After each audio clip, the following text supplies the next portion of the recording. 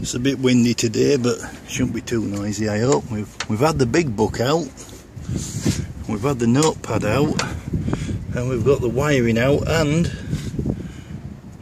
we don't have 12 volts at the ECU. I've only got 3. So, bit of old wire. And we should hear this pump initialise. There we go. My battery's a bit dead. I have fattened it a bit, but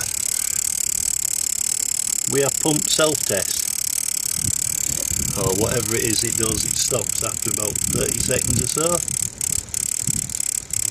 I have no idea if that's a good or a bad thing, but it's what it's always done. So, no power.